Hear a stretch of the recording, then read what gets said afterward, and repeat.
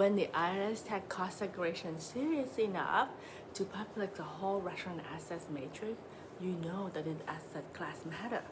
So in this lesson, we're going to stay very practical and very grounded in what the IRS actually say about restaurant property. Not just like a kitchen stuff, it's 5-year stuff, right? So, but the level of the detail and cost segregation, the technique guide and the restaurant industry directive get into where they review the property. This is for you if you own or advise restaurants, fast, casual, or quick service concept like coffee shop, bar, and any food service space inside a larger building. And if you are a tax pro, this is exactly the lands examiner are trained to use when they look at your cost seg report. All right, let's start in the backs of the house. So first, you want to picture the kitchen in a typical restaurant.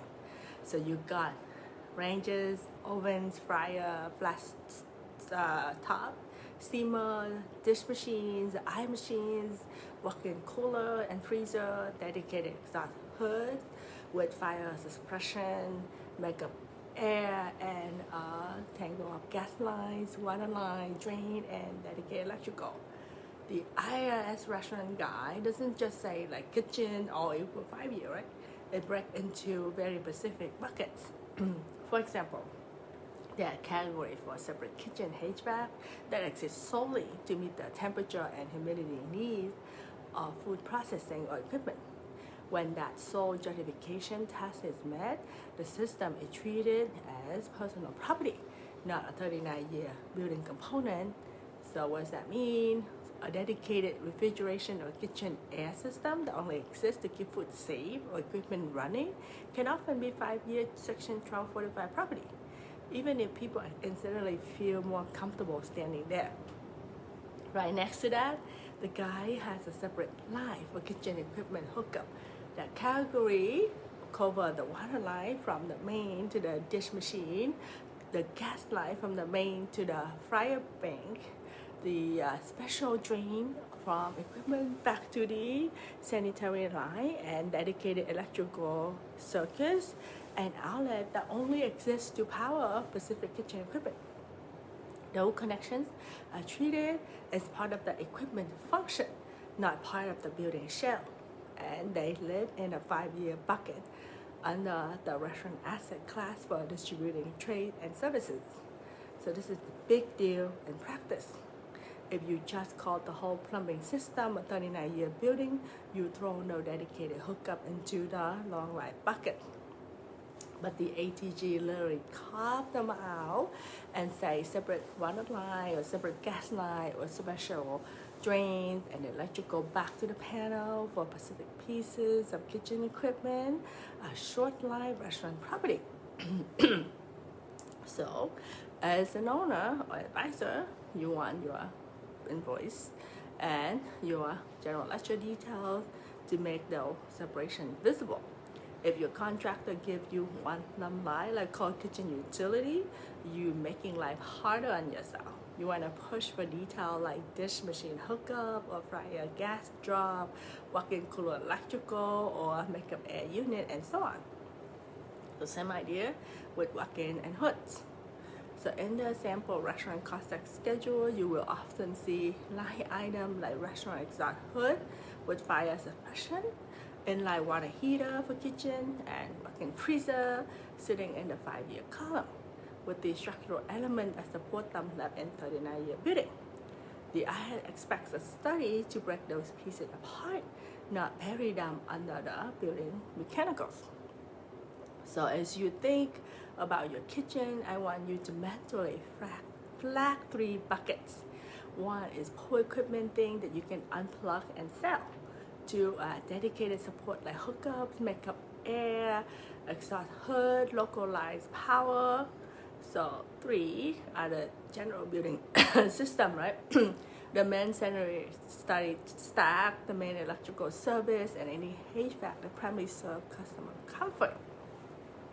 So bucket 1 and 2 are where most of your 5-year kitchen values gonna live.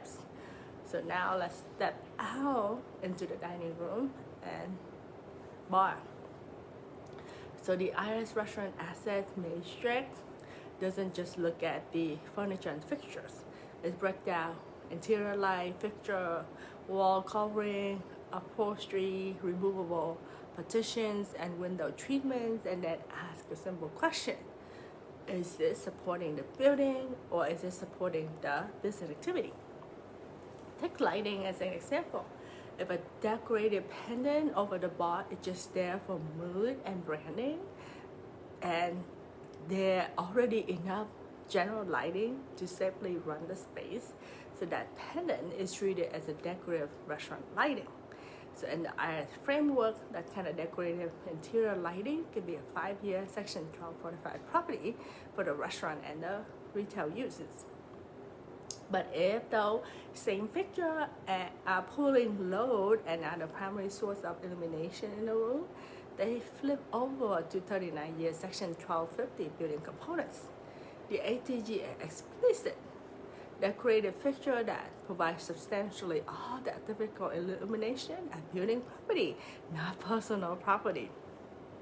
You will see that play out in real studies as separate line items like secondary lighting, pendant like secondary lighting track, or decorative chandeliers with the general chauffeur and emergency light left in the building bucket. So same with finishes. Sanitary wall panel in the kitchen or the MRP or stainless are treated as 39-year building finishes in the IRS restaurant asset list because they function like the permanent wall covering. But for upholstered booths, loose sitting or removable partition and removable window covering inside the dining room, they are all tagged as 5-year restaurant property. Because why? Because they're furnishing, right? And theme decor that can be removed or replaced without damaging the building shell. So when you are planning a dining room refresh, don't just budget one big line called like dining finish upgrade breakout. The shell, like the dry gold, structural, partition, permanent effects tile, or like the vibe, right? You're gonna have the booth, the bar millwork, decorated lighting, or removable partition and window treatment. The more you mirror the IRS own category, the easier it is for a quality study to support a 5-year treatment on the right pieces. So let's step outside the four wall. So restaurants are loaded with site improvements, and the ATG treats them very differently from the building shell. There's a general asset class for land improvement. You want to think in terms of like paving, curbs, retaining walls, fences, side lighting, and similar items, so that default to a 15-year recovery period. In the restaurant context, that bucket usually include your patios, sidewalk, drive-thru lanes, I think McDonald's, right? Or menu, broad path like parking area, and even some trash enclosure built on concrete paths the way many quick service sites do it. But don't confuse that with structural elements. A parking structure or structural deck attached to the building is still 39-year non-residential real property.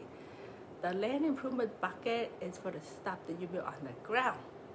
You want to think about pavement, curb, like side lighting pole, and similar items. From the IRS point of view, quality restaurant study clearly identifies which costs belong to land like non-depreciable stuff and which belong to the 15-year land improvements and which are part of the 39-year shell. So if you are resurfacing a parking lot, adding a covered patio, or reworking a drive-thru, the practical move is to get the invoices coded as sidewalk paving or sidewalk patio, sidewalk lighting, instead of rolling everything into building improvements. Like you want to be detailed, right? Detail is gonna help you. So you are doing your future self a favor at exam time. Now let's talk about the wear and tear and remodel cycles. So the IRS knows that restaurant interior and kitchen simply do not last 39 years in practice. Floors like sitting, counter, and exterior finishes get hammered by geese, traffic, and weather. So that's part of why the restaurant assets matrix assign a 5-year lives to things like upholstery, removable interior partitions, and removable decor, and allow shorter lives for a lot of the gear and hookup that support the operation. On the planning side, if your brand refreshes every 5 to 7 years, and most serious concept do, you should be thinking of each remodel as its own cost study. At each major remodels, you want to first identify what was retired, like the old booth, the old bar mill work, old decorated lighting, and then you want to identify what's new and short life, right? Like the new seating you're putting in, the new decor, new decorated lighting, new kitchen equipment, and the hookup that go with it. And then you want to decide whether a formal study or a lighter weight analysis makes sense based on the dollar involved. So over a 10 or 15-year hold, you can turn what looked like a flat 39-year building into a much more front-loaded depreciation profile that better match the way you actually invest in the space. Now let's zoom out and we look at this from the IS examiner chair. So in the cost segregation audit technique guide, the restaurant industry directives are designed to give exam team a roadmap for reviewing your study. So they walk through exactly the kind of issues that we've been talking about, right? A kitchen HVAC and exhaust system, really dedicated to food processing equipment, or did someone try to peel apart of the general HVAC and call it 5 years? And the kitchen equipment hookup as a truly separate water, gas, drain, and power line to specific equipment? Or is the study grabbing normal building plumbing and electrical and pushing it to section 1245? Walk-in coolers and freezer broken into structural versus non-structural component? Or is the whole box being treated as short life property? Are interior light fixture properly separated between general illumination and decorated lighting? Land improvement clearly identify and are structural, deck, or building component incorrect living in the 15-year bucket. The guide even talk about using sampling and modeling for chain like fast food and retail operation with nearly identical unit. For those taxpayer examiner are looking whether the model is built on solid engineering study, a sample store with reasonable percentage apply across the fleet instead of aggressive rule of thumb percentage with no support. So what does that mean for you? It means that a defensible restaurant study will, of course, tie back to the real cost data, right? Schedule of values, payback, and contractor invoices. A study that defensible also explains why each major system is classified the way it is, using the same language as use it. And also the study for a chain restaurant clearly lay out how the sample store are chosen and how the model was applied to the rest of the portfolio. If you are a tax pro reviewing a report, this is where you slow down. Look at kitchen HVAC and exhaust, walk-in, hookups, interior lighting, and sidewalk. If the narrative sounds like what we are just walked through, you are probably closer to the quality study end of the spectrum. Let's pull this together and talk about what to do next. So restaurant and food service properties are not just 39-year building with some equipment, right? In the IS own framework, there are layers bundle of course, the 5-year personal property in the kitchen and the dining room, such as equipment, hookup, decorated lighting, furnishings, and certain partitions. The next layer, the 15-year improvement outside. So you want to look at paving, curbs, patio, drive-thru lanes, and side lighting. And of course, the 39-year shell, which are the structural walls, the floors, roof, and building level system that serve the whole space.